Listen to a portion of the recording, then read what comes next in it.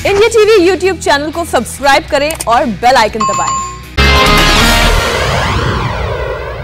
देश के छोटे किसानों को जी बहुत लाभ हो रहा है।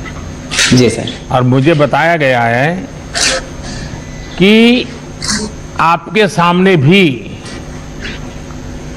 कम जमीन की बहुत बड़ी समस्या थी। जी सर।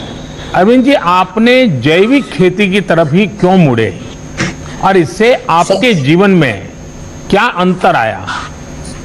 जी सर, ग्रेजुएशन करने के बाद हमने अपनी खेती में कुछ नया करने के लिए सोचा था।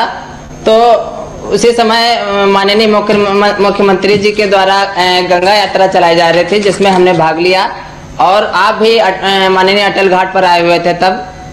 उसके बाद कृषि विश्वविद्यालय कानपुर में हमने माननीय मुख्यमंत्री जी और माननीय राज्यपाल जी का जो जैविक खेती का प्रशिक्षण चल रहा था उसमें हमने भाग लिया और वहां से हमने प्रशिक्षण भी लिया सर। और उसके बाद हमने सोचा कि अब हम भी जैविक खेती करेंगे। तो हमने यूपी डास्प और कृषि विभाग के अधिकारियों से संपर्क किया और उनसे हमने जैविक खेती की पूरी ट्रेनिंग ली, जिसमें उन्होंने हमको जीवामृत, घन जीवामृत, पंचगव्य आदि चीजें बनाना सिखाया और कैसे खेती की जाए ये सारी की सारी ट्रेनिंग दी। जिसके बाद हमने अपने गांव में क्लस्टर बना करके 20-20 हेक्टेयर के क्लस्टर बनाए, जिसमें और उन क्लस्टरों के सारे किसानों को कृषि विभाग के अधिकारियों ने ट्रेनिंग दी और साथ ही साथ अगर कोई जिसको समझ नहीं आ रहा था उसको हमने अपने स्तर पर ट्रेनिंग दे करके जीवामृत, घन जीवामृत बनाना सिखाया। और आज सभी किसान हमारे जो किनारे के हमारे गांव के हमारे क्षेत्र के जो किसान हैं वो जैविक खेती की तरफ मुड़ रहे हैं और ज्यादा से ज्यादा लोग जुड़ते चले जा रहे हैं, जिससे क्या हुआ सर? अरविंद जी, जी सर, आमतौर पर आप लोग कौन सी फसल उगा रहे हैं और नमामि गंगे योजना का उसमें कोई परिवर्तन आया, कोई विशेष फायदा हो रहा है आपको? जी सर, खासतौर पर हमारे यहाँ काला नमक चावल, मक्का और ये आलू गेहूं की फसलें होती हैं, जिसमें क्या है कि हमने एक FPO भी बनाया हुआ है, जिसमें हम पैकेजिंग करते हैं ग्रेडिंग करा करके और उसकी ब्रांडिंग होती है। क्या भरा है उसमें, क्या भरा है? सर मूंगफली है। अच्छा जी सर। एक सुझाव दूं अरविंद जी। जी सर। ये धीरे धीरे ये जो सिंगल यूज प्लास्टिक उपयोग करते हैं ना, उसके बजाय जो आजकल अलग बहुत सी चीजें आती हैं जो डिग्रेडेबल होती है, तो क्या होगा, ये नमामि गंगे प्रोजेक्ट की जो मूल भावना है उसको भी आप बल दे पाएंगे। लेकिन मुझे अच्छा लगा कि दूर सुदूर इस प्रकार से उन्नाव में आप पैकेजिंग करके उस पर ब्रांडिंग करके आप अपनी जैविक चीजें बेच रहे हैं। हाँ, आगे बताइए। जी सर, इससे क्या लाभ हुआ है कि जो पहले जो विष युक्त खेती होती थी उससे बीमारियां अधिक बढ़ती थी और जो हम रसायन का प्रयोग करते थे वो सीधे जब बरसात होती थी तो बरसात के पानी के माध्यम से गंगा जी में मैया में पूरा जो जहर था वो चला जाता था। तो आज हम उसका प्रयोग नहीं कर रहे हैं, जिससे कि जो जहर है वो हमारे गंगा मैया में नहीं जा रहा है और हमारी गंगा मैया का जो स्वास्थ्य है वो सही चल रहा है सर। अरविंद जी।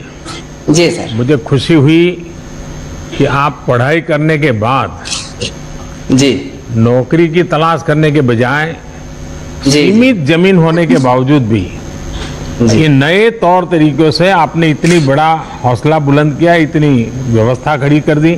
और इतना ही नहीं, सबसे बड़ी बात यह है कि आप अकेले नहीं, आप सबको ये चीज में जोड़ रहे हैं, सबको सिखा रहे हैं। ये मैं सचमुच में आपकी बातें, आपका अनुभव सभी किसानों को प्रेरित करे ऐसी ताकत रखता है।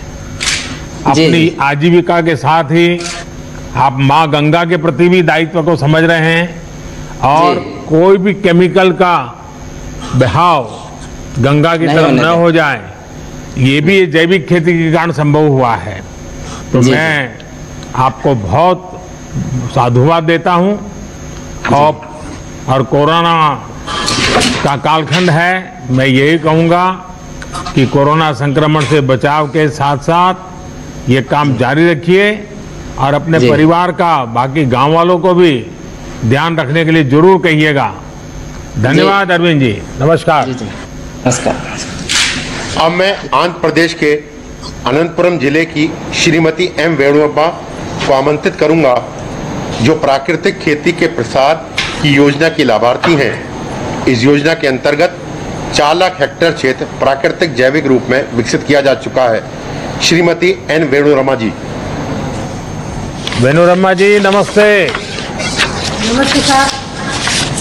मुझे बताया गया है कि आपने अपने हौसले और मेहनत से बंजर जमीन को ही और उसमें ही आपने फसल उगा दी।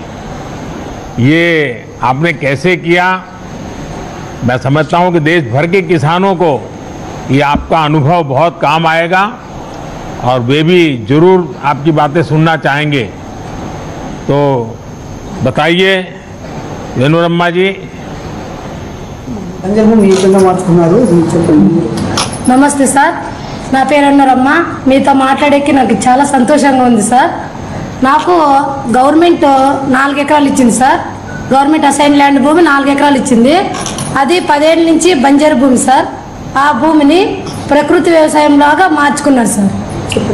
नमस्कार सर, मेरा नाम मनोरमा है। मेरे को राष्ट्र सरकार वालों ने ऐसे असाइन लैंड 4 एकड़ जमीन दी है सर। वो तो पिछले 10 वर्ष से वो बंजर जमीन है, सूखा खेत है सर। దాంట్లో 2 ఎకరాలు ప్రకృతి వ్యవసాయం చేశాను సార్. ప్రకృతి వ్యవసాయం చేసి నేను 1 ఎకరాకి 3 పంటలు పండించాను సార్. నవధాన్యాలు, వేరుశెనగ, కూరగాయలు 3 పంటలకి కలిసి నాకు పెట్టుబడి వచ్చేసి 27,000 అయింది. 1 ఎకరాకి వచ్చి 1,07,000 లాభం వచ్చింది సార్. ఎందుకంటే మాకు ఇది ప్రకృతి వ్యవసాయం ఎందుకు చేసామంటే మాకు వర్షపాతం తక్కువ ఉంది కాబట్టి ప్రకృతి వ్యవసాయంలో మార్చుకుంటూ మేము ఈ భూమి డెవలప్మెంట్ చేసుకున్నాం సార్.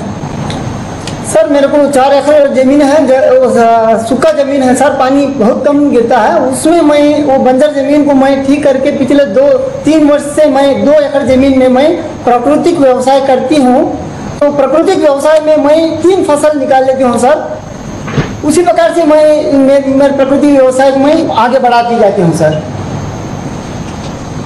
आपके वाणी में अनुभव दिखता है, क्योंकि आप बिल्कुल रुके बिना सुपर फास्ट की तरह अपना रूह बराबर बता रही हो।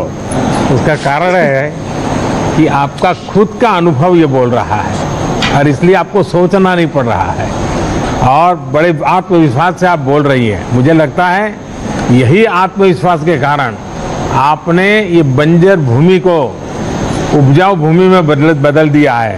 और मुझे बताया गया कि अब आप अकेली नहीं, कई हमारी आदिवासी बहनों को भी, आदिवासी किसान बहनों को भी आप इसमें जुड़ चुकी हैं।